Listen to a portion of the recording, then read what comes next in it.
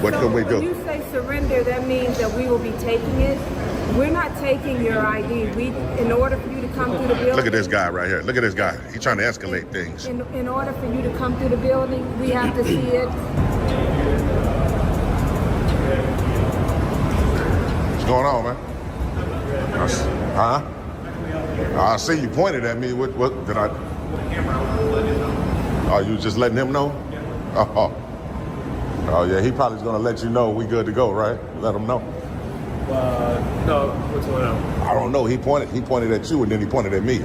So your guess is about great as mine. Yeah. So no, are you here for service or something, or?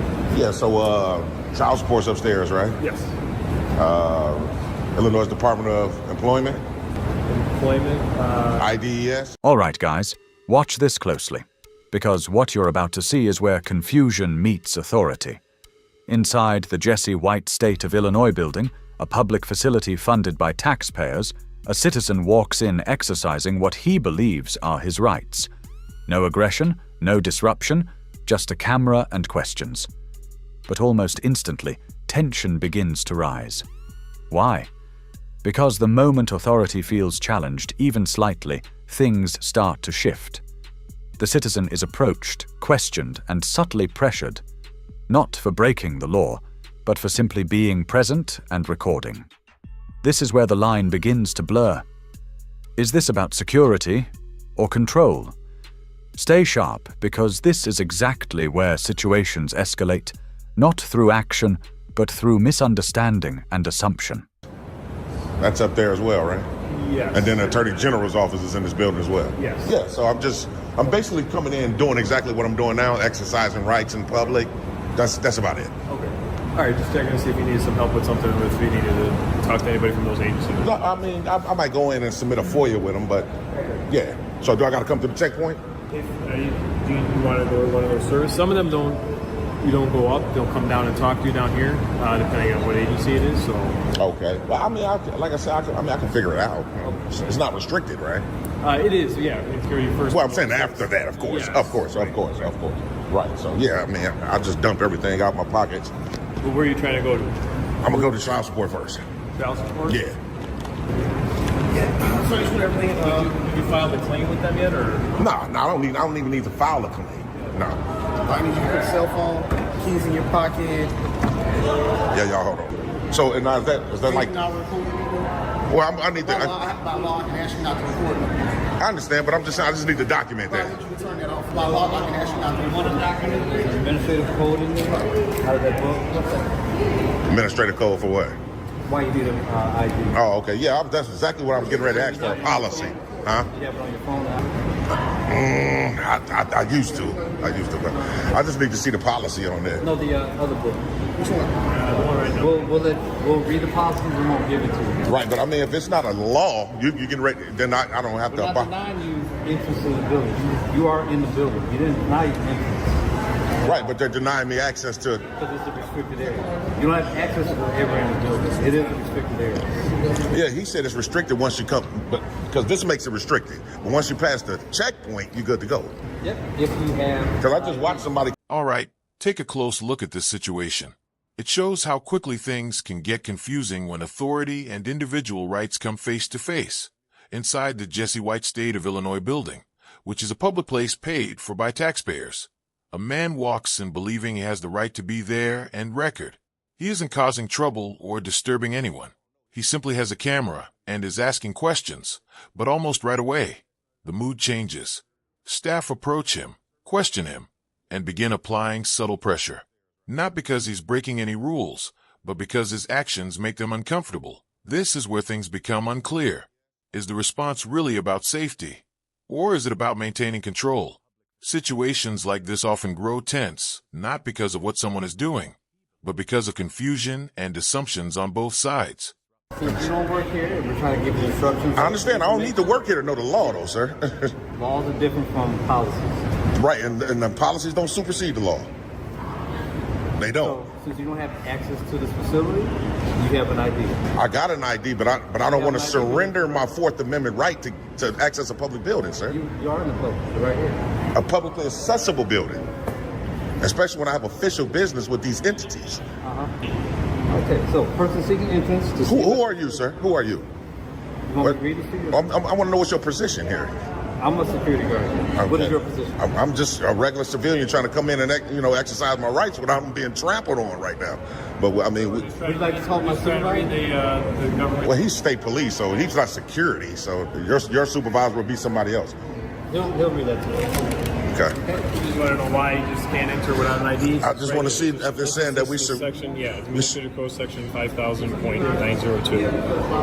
You must have following to enter the building: state issued identification, picture identification.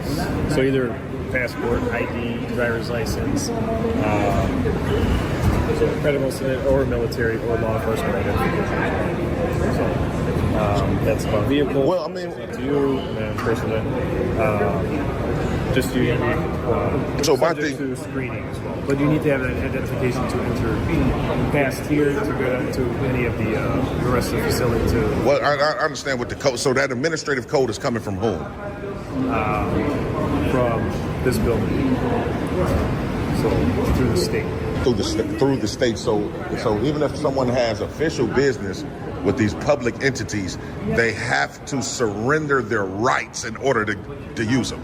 Well, Because you have a Fourth Amendment right to be secure in your person. I don't have. If I give you my ID, then I'm surrendering it. Well, we're not surrendering it. We check you in, and then you get it right. Now things start to get more interesting. The man calmly explains why he's there. He isn't causing any problems or getting in the way. He simply says he's using his rights in a public place. It sounds simple enough, but instead of clearing things up, the situation becomes more uncertain. Staff begin asking questions. Nothing unlawful, but clearly trying to figure him out. Do you need help? Where are you going? The words seem polite, but there's a quiet pressure behind them. The man responds in a calm and thoughtful way. He doesn't argue or raise his voice. Instead, he uses logic and asks clear questions back. That's when the tone begins to change. Once someone starts asking the right questions, the whole situation shifts to this point. It's no longer just a normal conversation. It turns into a moment where understanding and authority are being tested side by side. They check you in, they check your ID, they check your ticket, you get it right back. Same thing here. Can't get in without that. Same with the airport, can't get in without that. So it's really secure building, federal building, state building. So even if you go down to the federal building, which is just down the street, they're going to do the same thing. federal building. So I'm just trying to get this all the way right, man, because like I say, we do have official business, and to give up my ID is definitely me surrendering. Yeah, well, you're not giving it up. You're just providing it and then getting it right back. So that's all. So then we have documentation in the building, whatever. That's the administrative code. That's Well, do you got a supervisor we can speak with? Obviously, so you do. You yeah, do. I do. Not right here. Well, there's one you can call though, right? Yeah. Yeah, because we got to get some clarification because, like I say, that's going to be a direct violation of our rights today. It is. It definitely is because we don't have to, I could call one for you. Yeah, definitely. So. Safety issues with them having the building, even though the building Right, it's just a Yeah, safety doesn't have anything to do with our rights, though. We have a right. The right supersedes all that speculation stuff. We're not taking away your ID. We're just checking. I know, but you're requiring it in order for me to use public entities. That's not right. That's like if I go inside the public aid office, they're not going to ask for my ID in order for me to receive services, sir. They don't check for your ID when you get up there and talk to them. They might like if you check for like a counselor, like if you're in there to see your counselor, but just to enter the building, they're not going to do that, sir. No, well, technically you're entering the building here, but if you want to go and provide medical services provided to you, then Right. you need to get No, what you say? Is a deputy? Is a mule? It's state police, so trooper. State police trooper. So if I'm reading that correctly, right? And I'm glad you brought that up because that's a great point. It doesn't say you have to show an ID to enter the building. It doesn't even say past the checkpoint. Well, Technically. provided. So did you want to speak to supervisor? I think that I should. I don't know if they're going to speak to you on the phone or if they're going to come here. I don't know where they're at right now. But. Yeah, I think so because that's definitely an issue, man. We you shouldn't have to surrender your ID, man, just to go upstairs and.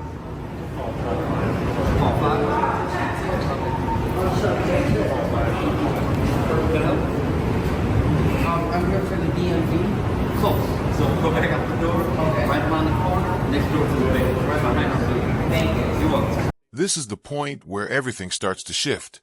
The topic of ID comes up, and suddenly entry into a public building seems to depend on showing identification. The man is told he needs to provide ID to move forward. But the key issue is simple. Is this an actual law, or just an internal rule? That difference matters more than most people think. That he responds calmly, asking for clear answers. He isn't refusing or causing a scene. He just wants to understand the basis of the request. Instead of a direct explanation, the responses become uncertain. Staff mention rules and procedures, but struggle to clearly explain their legal standing. This is where things begin to fall apart. When clear reasoning is missing, repetition takes its place. The same points are repeated, but without solid explanation, the man stays steady. He doesn't back off, because he understands something important that many people overlook. It'd be great. It should be better so they'd be able to see this unconstitutional code as well. And again, y'all, this lady right here was saying how it was, she by law, she could ask us to stop recording, and obviously not. So either one supervisor or both supervisors will be on their way. So okay, cool. But, like some white shirts? Well, we don't have white shirts. We're all same uniform, just higher rank, though. Higher okay, rank, okay. Sergeant or sergeant. Okay, and then State Trooper, while you're here, man, we definitely appreciate you trying to be professional. Appreciate that. 5 minutes into when we first got in here, this young lady was misinformed. If you can do the people a service today and just inform her what I'm doing is constitutionally protected, and just in case someone else comes in with a camera, she won't have that pushback. We appreciate that, sir. You'll take care of it? Yeah. I got your word. Okay, all right. Or if not, my supervisor, so they'll. Okay. We're definitely gonna hang out for them. Are they like close? I'm not sure, but just do me one favor, just so we can access and help other people from the public just hang out right. Yeah. I won't be in anyone's way. Yeah, for sure. So yeah, TTA family. I just think that administrative code. Now they're starting to create codes to mandate someone surrender their ID, and I just don't think to access. And then the wording, like if you get technical about the wording, if it's you need to show ID to get inside the building, then that means they'll be screening people here. So we can get technical about how it's worded, but I just don't want to give it. I got an ID, but I don't think that it's necessary for me to surrender it just to access a public building. We've been through that the whole 3 years we've been auditing. We've been through several spots where they ask for an ID to come inside a public building. I'm not gonna never do that, ever. So y'all make sure y'all stay tuned though. Hi. How you doing, sir? Pretty good. How you doing? How you guys doing today? The only thing I actually speak with you guys today about is their administrative order. I think that's what it is. Yeah. In terms of people surrendering their right to enter a public building.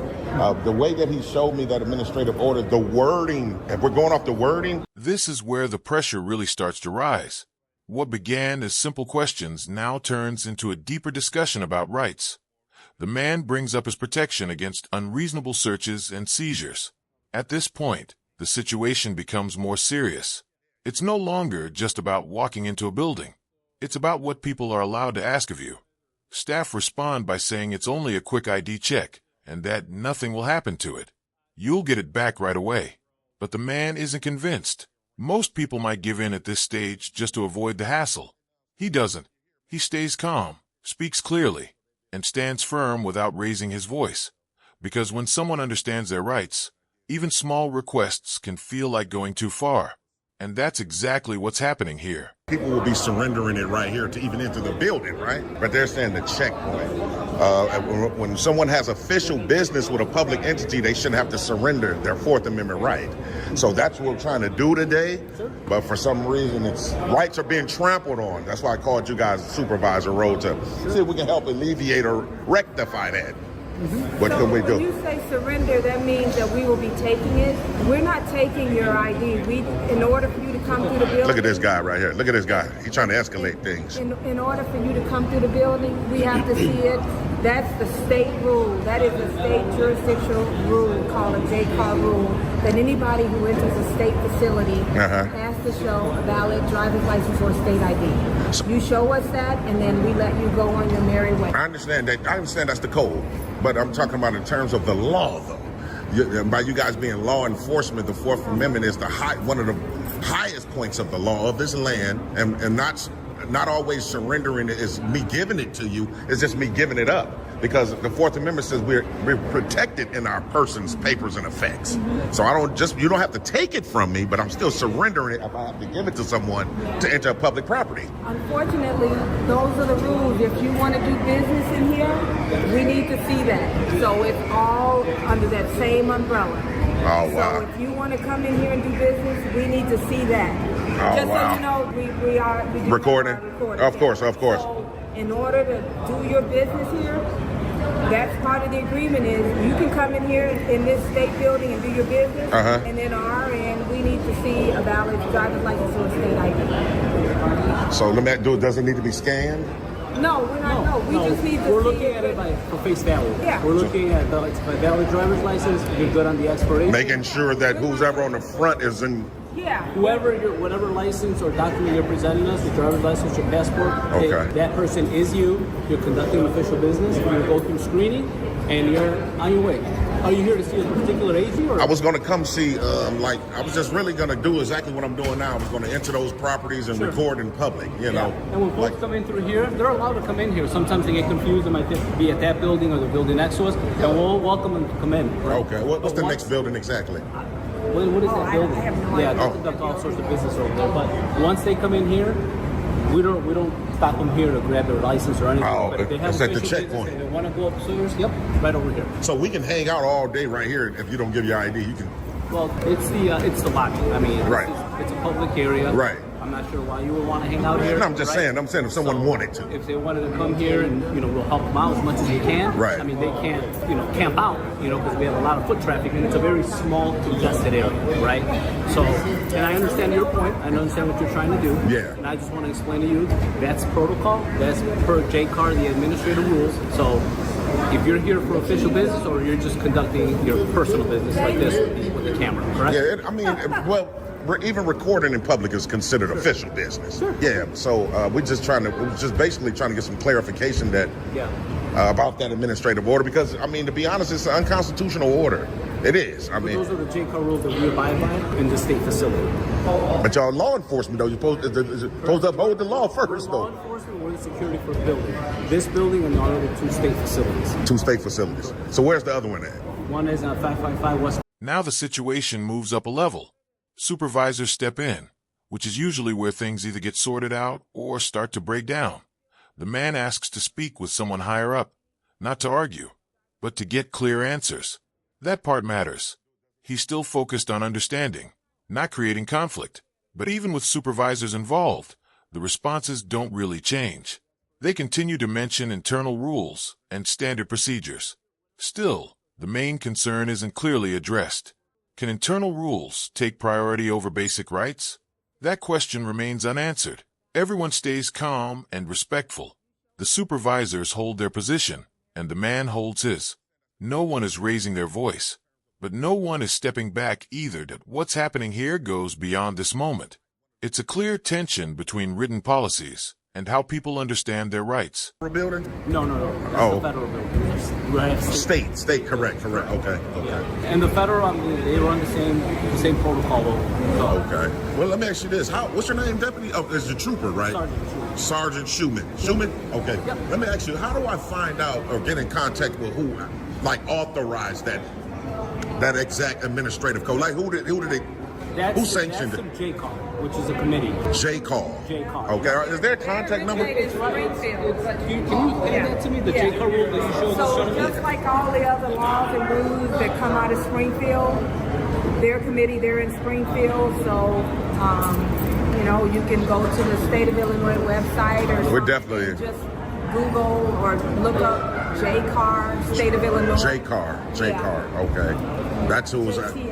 CAR. Okay. Yeah, we definitely got to look into that, man, because I just don't think. I mean, if you think about all the other state buildings, libraries, city halls, they don't require an ID. So. Well, not all libraries are state facilities. Well, I'm talking about the ones that are. So we're talking about state. I mean, still government property. That's what I'm saying. So as far as the state police, that's what we enforce. Okay.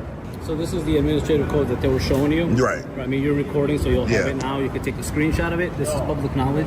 It's no secret. No secret. That's what we showed correct. it to you guys. Right. So go online, look this up, and you'll see JCAR. It's a joint committee. Okay. Let me see. Let me just see. It says state issue identification, picture identification may also be required to sign in and out. Persons, certainly need a state-issued identification. So it's letter A then. Persons seeking entrance to the CMS facilities must display the following to security personnel. Which this is a CMS facility. This is a CMS facility. Yep. CMS stands for what? Central Management Services. Central Management Services. Okay. Thank you. Okay. I mean, well. Which is all under the umbrella of the state of Illinois. State of Illinois. Of course it is. Well, we definitely got to look into that, man. I mean, like I go around and do these all over. Sure. I've been to some spots where they ask for our ID, and I always refuse because I just don't believe you should have to do that. And this is the first time that I guess we're not going to be allowed access if we don't show the ID, which we totally disagree with. But that's okay. If I could just get you guys names and badge numbers, we should be sent for the day. Yep. I'm Sergeant Yvette Ross, ID 5471. Thanks a lot. Sergeant Aldo Schumann, star number 6097. Appreciate it. No problem. Oh, before you kick out, was you able to convey that to that young lady? Or should I get these I get the supervisors to do it. Because you did say that would be an option. So when I first got here, kind of sort of this person right here and this young lady kind of gave me a little bit of pushback of what I was doing in terms of recording. Sure. And she said that lawfully she has a right to ask me to stop, and obviously not. So I asked this trooper, he said maybe when you guys come, and while you're here, do the people a service and possibly educate the young lady on what we're doing is constitutionally protected. Just in case someone else comes in with a camera, she'll know in the future. Could you guys do that today? Yeah, we appreciate your concern. We'll definitely have a chat. I appreciate you. Thanks a lot, Schumann. No problem. All right. All right. Let's go get some more shots, and then I'll be out of you guys' hair for sure. This is the core of the situation. The man puts it in the simplest terms. If someone has to show identification just to access public services, does that go against their rights? It's a strong question. But instead of a clear answer, the response focuses on how the system works. This is the procedure, they explain. The process is laid out step by step. The staff talk about internal rules, verification steps, and official guidelines. It all sounds formal and structured, but the main concern still isn't directly addressed. The man keeps bringing the focus back to one point: rights. Because while procedures can be created and changed, rights are meant to be protected. And at this moment, that balance doesn't seem clear at all.